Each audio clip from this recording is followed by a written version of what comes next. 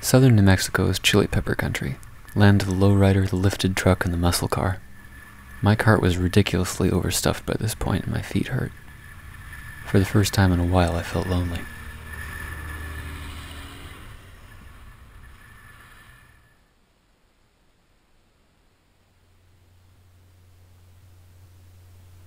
I was starting to worry about what I was heading for.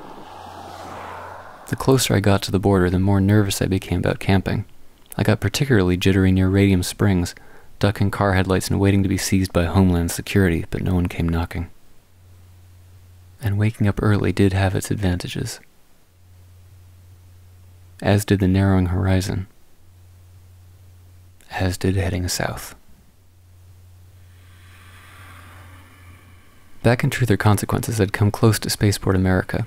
Outer space being the final frontier in long-distance transportation, I was eager to learn more about its New Mexican aspect in person, but I wasn't sure how to line that up. In Hatch, I'd passed the spaceport's interim welcome center, but it was closed. The most promising place for an interview would have been the New Mexico Spaceport Authority office in Las Cruces, but they weren't keen on a visit. It turns out they share a building with a pizza parlor and a frozen yogurt place, both of which seem to be doing much brisker business.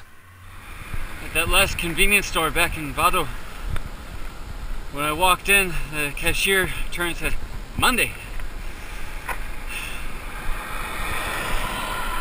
Which is the first time that I've run into Spanish being spoken as the universal first language.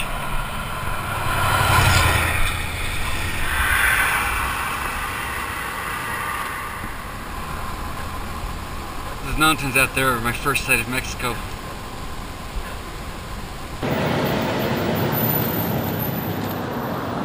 And I am at another truck stop, trying to figure out where on earth I can put my tent without filling it full of holes, because my shoes have gotten that way already.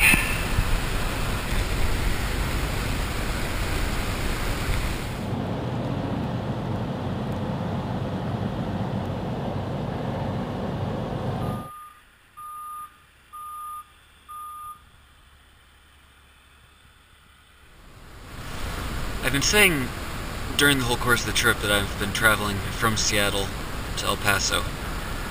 It doesn't feel like I'm on my last night before arriving at my long-sought destination. This just feels like another night on the road. I don't think I'll be in a state of mind to call the trip done when I get to El Paso. The question is, how do I push on from there? I was standing outside the convenience store eating a Danish when a trucker came up to me and offered me a bag of donuts. I turned it down and he asked if I'd seen any rattlesnakes. He said he likes to grill them because every time he eats one he feels refreshed. He has a friend who takes them whole and runs them through a grinder to sprinkle on his food like salt, but if you want to grill them, he said, the meat is all along the back. And he traced his finger down my spine.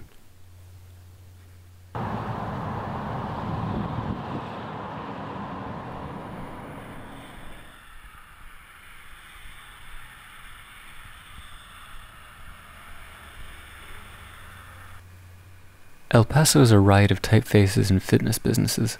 Sidewalks and major streets are blocked as though by decree. It feels like a comfortable bedroom community sandwiched between the US military and the sprawl of Juarez. Comfortable, though, that was a change. It wasn't just the thorns in my shoes that had been putting me off my stride. Pulling the thorns out, I'd realized the shoes were wearing out at different rates. I'd been limping for several hundred miles at least without even noticing it, and that meant my knee. And that meant trouble. Limping into El Paso does not satisfy.